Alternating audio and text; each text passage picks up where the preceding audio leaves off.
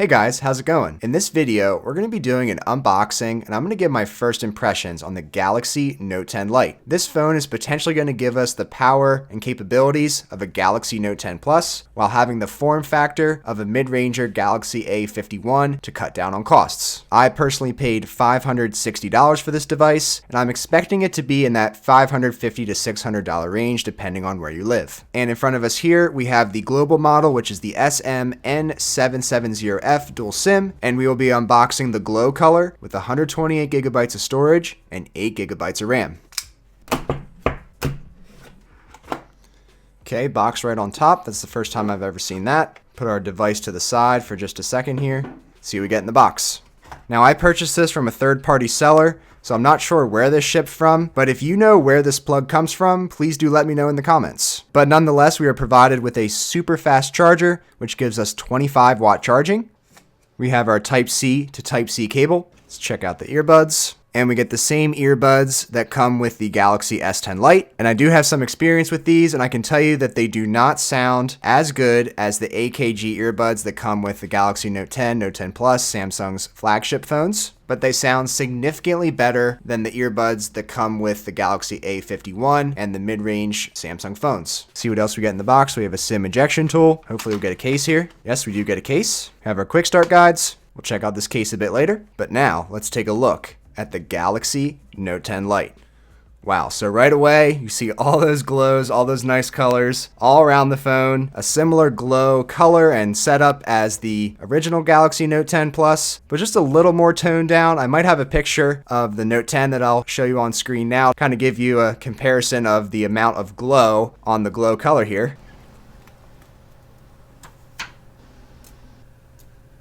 And just from taking off the wrapping of the phone, we already have a very healthy amount of fingerprints, but first impressions in the hand, this phone feels extremely premium. It has a very similar feel to the Galaxy S10 Lite, which we just reviewed. They're built the same way, but this one feels just a little bit heavier, and it gives it just a bit more of a premium feel, and I'm very impressed by that. But a couple very noticeable differences on the bottom is the addition of that S Pen, which we'll definitely get into a little bit later, and a headphone jack as well, which is very nice to see. So let's go ahead and boot up the Note 10 Lite. We have a 6.7-inch AMOLED display, 1080 by 2400 pixels, 20:9 aspect ratio. We have the 9810 Exynos processor here, and again, 8 gigabytes of RAM and 128 gigabytes of storage. Something else I also just noticed is that the Note 10 Lite actually has a rounded form factor, opposed to the boxy form factor of Note devices that we're used to having. Just like we can see here with the Note 9 and the Note 10 Plus, and the Note 10 Lite has much more rounded corners. We also have a 6.8-inch display on the Note 10 Plus and a 6.7-inch display on the Note 10 Lite. And I also noticed right away that the Note 10 Lite hole punch camera is significantly smaller than that of the Note 10 Plus, and it's the same hole punch that we find on the Galaxy A51. And at this point, I just don't have any idea why Samsung does what they do, because the S10 Lite and the Note 10 Plus have the same larger camera cutout on the front, and the mid-ranger Galaxy A51 and the Note 10 Lite have the smaller hole punch cutout.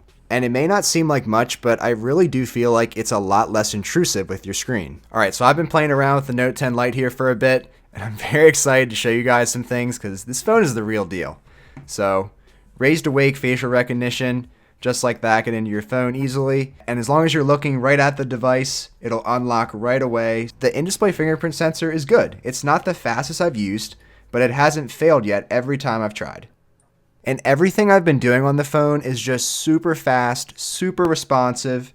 Every app just opens and closes, it's buttery smooth. Switching through apps is just so fast, so smooth, so convenient. It is just such an enjoyable experience to just go through using the phone when everything is just running super smoothly. Really liking the overall performance here. Now, the next thing I want to show you is some YouTube content and also some audio from the bottom firing speaker, since we do not have a dual speaker setup on this phone. Samsung is offering in this newly designed yet surprisingly impressive Galaxy S10 Lite. It's a stunning premium appearance and very similar to that of the Galaxy Note 10 Plus shown here. So that bottom firing speaker, while it is just the one speaker, It is super loud, plenty loud enough that you would ever need a speaker to be. And the sound quality is okay. It's not amazing, not the best I've ever used. Definitely better on the Galaxy Note 10 Plus. You will certainly not be disappointed with just that single bottom firing speaker. And I know I keep bringing it up, but that smaller hole punch, I think it definitely makes a difference. It's just less intrusive on anything you're doing, and it's definitely appreciated. So good screen, okay enough speaker, great performance, but the main reason you pick up a Note device, of course, is for that S Pen. So the S Pen of the Note 10 Plus definitely has a glossier color to it, and it might just be personal preference, but I actually prefer this S Pen with just that simple matte finish. And we do have a white tip on top instead of the black tip. And then to match the siding of the Note 10 Lite, we have that silver top opposed to the blue top on the Note 10 Plus S Pen. And really overall, same exact form factor, just slightly different colors. Note taking is a breeze. Hold down the button, double tap the screen, bring up a note, jot down whatever you need to jot down. If you want to erase it, hold down that button again, go ahead and erase. And again, it's just a super responsive phone, so you're not going to have any sort of lag or latency with whatever you're doing. It has that mouse over type feature where it shows you where you're going to be pressing, so you can get really precise with your presses. And it doesn't matter how small the thing you want to tap. It is very easy to hit anything with that S Pen, and I especially enjoy using the S Pen when playing games, because when you play games, your fingers can really get in the way of what you're trying to see, and being able to just tap in any specific spot with all of your screen being able to see without your fingers blocking it. A great example of this is in Stardew Valley, where you have to tap right next to your character to perform an action, and then you can't even see your character when you're playing the game. Rather, if you have your S Pen, you can tap where you need to tap, you can see your character and everything you're doing. It's just a better overall experience, and it's thanks to that S Pen. It's just a huge addition. And just very happy to have the S Pen here, especially on a device like this that is more affordably priced.